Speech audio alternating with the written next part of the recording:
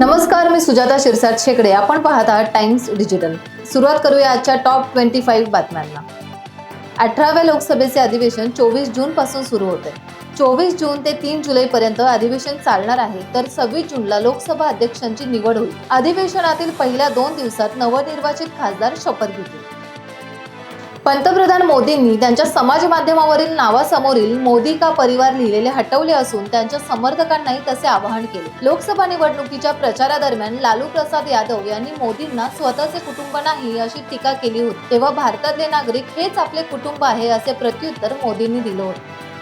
प्रत्यक्ष बोलणे आणि कृती यामध्ये जो फरक आहे त्यालाच नरेंद्र मोदी म्हणतात अशी खोचक टीका राहुल गांधी यांनी केली आहे. केंद्रात मोदींचे मंत्रिमंडळ नसून परिवार मंडळ आहे असा टोलाही राहुल गांधींनी लगावला. लोकसभा निवडणुकीचे निकाल हे अति आत्मविश्वासी भाजप कार्यकर्त्यांसाठी आणि त्यांच्या अनेक नेत्यांसाठी वास्तवाचे दर्शन देणारे ठरले. शब्दात राष्ट्रीय स्वयंसेवक संघाशी संबंधित ऑर्गनायझर या नियतकालिकाने भाजपला घरचा आहेर दिला. मनसेने महायुतीकडे विधानसभेसाठी 20 जागा मागितल्या असल्याची माहिती मिळते. मुंबई, नाशिक आणि पुण्यातील विधानसभेच्या 20 जागा मनसेला हव्या आहेत. मनसेने या दृष्टीने तयारीही सुरू केली आहे. त्यामध्ये मुंबईमधील दादर, वरळी, घाटकोपर, वर्सोवा, चेंबूर या जागांचा समावेश असल्याचे कळते. मनसेकडून बाळा नांदगावकर, शर्मिला ठाकरे, संदीप देशपांडे, नितीन सरदेसाई विधानसभेसाठी इच्छुक आहेत. मुंबई भाजप अध्यक्ष आशिष शेलार यांनी शिवतीर्थावर मनसे अध्यक्ष राज ठाकरे यांची भेट घेतली. मुंबई शिक्षक आणि मुंबई पदवीधर मतदारसंघासाठी मनसेच्या पाठिंब्याकरता आशिष शेलार यांनी राज ठाकरेंची भेट घेतली असे सांगण्यात येते. या दोघांमध्ये झालेल्या चर्चांचा तपशील अद्याप समजू शकला नाही. विधान परिषदेच्या कोकण आणि नाशिकच्या जागेवरून काँग्रेस आणि ठाकरे गटात समझोता झालाय. कोकण पदवीधर मधून ठाकरे गटाचे किशोर जैन तर नाशिक मतदारसंघातून काँग्रेसचे दिलीप पाटील यांनी माघार घेतली अशी माहिती खासदार संजय राऊत यांनी माध्यमांना दिली.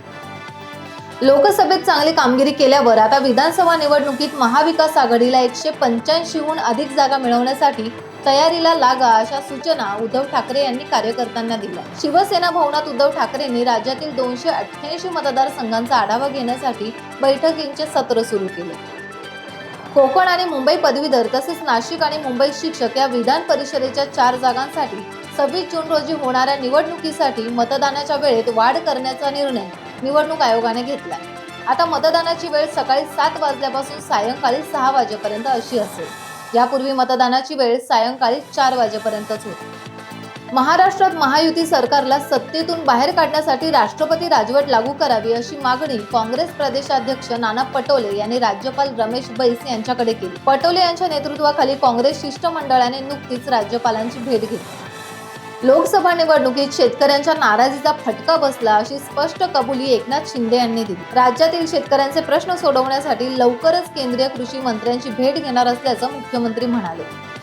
देशातील महाविद्यालय आणि विद्यापीठांमध्ये आता वर्षातून 2 वेळा प्रवेश प्रक्रिया राबवणे शक्य होणार आहे. महाविद्यालयांना जुलै, ऑगस्ट बरोबरच जानेवारी आणि फेब्रुवारीमध्येही प्रवेश देता येऊ शकेल.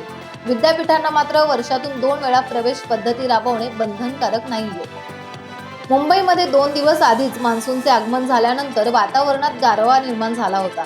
मात्र आता 2 दिवस पाऊस बरसला नसल्याने मुंबईत ऐन पावसाळ्यात उकाड्याचा अनुभव येऊ लागलाय. त्यामुळे मुंबईकर पावसाच्या प्रतीक्षेत आहेत. अमुदान कंपनी स्फोटानंतर सरकारने डोंबिवली MIDC मधील 30 अतिघातक कंपन्या बंद करण्याची कारवाई केली. 10 दिवसांपूर्वी 25 कंपन्या बंद करण्यात आल्यानंतर आणखी 5 कंपन्या प्रदूषण नियंत्रण मंडळाने बंद केल्या. या कारवाईमुळे उद्योजकांनी नाराजी व्यक्त केली आहे. आषाढी एकादशी निमित्त पंढरपूरला जाणाऱ्या भाविकांसाठी एसटीने 5000 विशेष गाड्या सोडण्याचे नियोजन केले. विशेष म्हणजे कोणत्याही गावातून 40 अथवा त्याहून अधिक भाविक प्रवाशांनी एकत्रित मागणी केल्यास त्यांना त्यांच्या गावातूनच थेट पंढरपूरला जाण्यासाठी एसटी बस उपलब्ध करून दिली जाणार आहे. त्यामुळे यंदा वारकऱ्यांची आषाढी वारी सुखावह होणार आहे. मुंबई महानगर प्रदेशात मोसमी पाऊस अधिकृतपणे सुरू झाला असला तरी मुंबईला पाणी पुरवठा करणाऱ्या ऊर्ध्व वैतरणा, मोडक सागर, ताणसा, मध्य वैतरणा, भातसा, विहार, तुलसी या 7ही धरण क्षेत्रात दमदार पावसाची प्रतीक्षा कायम आहे. त्यामुळे मुंबईकरांना पुढील काही दिवस पाणी जपूनच वापरावे लागणार आहे. महाड MIDC मधील 4 कामगारांना भरधाव आयशर टेम्पोने चिरडल्याची घटना घडली आहे. या भीषण अपघातात रवींद्र ढेबे आणि सचिन ढेबे हे दोघे मृत्युमुखी पडले तर अन्य दोघे गंभीर जखमी झाले. महाडच्या ST आगारात पहिल्याच पावसाने तळ निर्माण केले. त्यामुळे रोज ये जा करणाऱ्या शेकडो प्रवाशांची गैरसोय होते. दरवर्षी हा प्रकार अनुभवायला मिळत असल्याने प्रवासी हैराण झाले. खेड पालिकेच्या मुख्याधिकाऱ्यांच्या मार्गदर्शनाखाली विसर्जन कट्ट्याच्या नवीन सदस्यांना पूर परिस्थितीत बोट चालविण्याचे प्रशिक्षण देण्यात आले. दरवर्षी खेडवासियांना पूर परिस्थितीचा सामना करावा लागतो, त्यामुळे प्रशासन सतर्क झाले. मनसे अध्यक्ष राज ठाकरे यांच्या वाढदिवसानिमित्त खेडमध्ये 14 जून रोजी माजी नगराध्यक्ष वैभव खेडेकर यांच्या मार्गदर्शनाखाली विविध समाजोपयोगी कार्यक्रमाचे आयोजन करण्यात आले. त्यामध्ये 5,000 रोपांचे वाटप, साखर वाटप, विद्यार्थ्यांना शाळोपयोगी वस्तूंचे वाटप, शिवतर रोड येथील श्री स्वामी समर्थ मंदिरात अभिषेक आणि महाप्रसादाचे वाटप करण्यात येणार आहे. चिपळूण जवळच्या लोटे MIDC मध्ये नैसर्गिक आणि मानव निर्मित आपत्तीचा सामना करण्यासाठी खेड आपत्ती व्यवस्थापन ग्रुप तर्फे प्रात्यक्षिके देण्यात आली. या उपक्रमाचा असंख्य कामगारांनी लाभ घेतला. ठाकरे गटाच्या तालुका प्रमुख पदावरून तडकाफडकी बाजूला केल्यामुळे संतप्त झालेले शिवसैनिक संदीप सावंत यांनी आपल्याच पक्षातील वरिष्ठ नेत्यावर गंभीर आरोप केले. माझं काय चुकलं याचं उत्तर द्या, अन्यथा करारा जबाब मिळेल असा इशारा सावंत यांनी दिला. त्यांच्या आरोपांमुळे राजकीय वर्तुळात खळबळ माजली. चिपळूण जवळच्या हुबळे गावातील चिरेखाणीत निळ्या रंगाच्या रासायनिक पदार्थाने भरलेल्या 70 गोणी आढळून आल्याने खळबळ माजली आहे. गावच्या सरपंच प्रज्ञा कांबळे आणि मार्ग ताम्हाणेच्या मंडल अधिकारी मधुरा कदम यांनी घटनास्थळी पाहणी केली. रत्नागिरीतील मिऱ्या धूप प्रतिबंधक बंधाऱ्याच्या कामात दिरंगाई होत असल्याने संतप्त ग्रामस्थांनी पत्तन विभागाच्या कार्यालयात धडक देऊन अधिकाऱ्यांना जाब विचारलाय. सुनील कांबळे, राजू भाटकर, बाबू कांबळे आदी ग्रामस्थांनी पत्तन कार्यालयात धडक दिली. राजापूरच्या वाटूळ येथे वाळूने भरलेला डंपर दरीत पलटी होऊन चालक ठार झालाय. अपघातानंतर डंपरने पेट घेतला. तीव्र उतारावर चालकाचा ताबा सुटल्याने हा अपघात घडला असल्याचं सांगण्यात येतं. तर या होत्या आजच्या टॉप 25 बातम्या.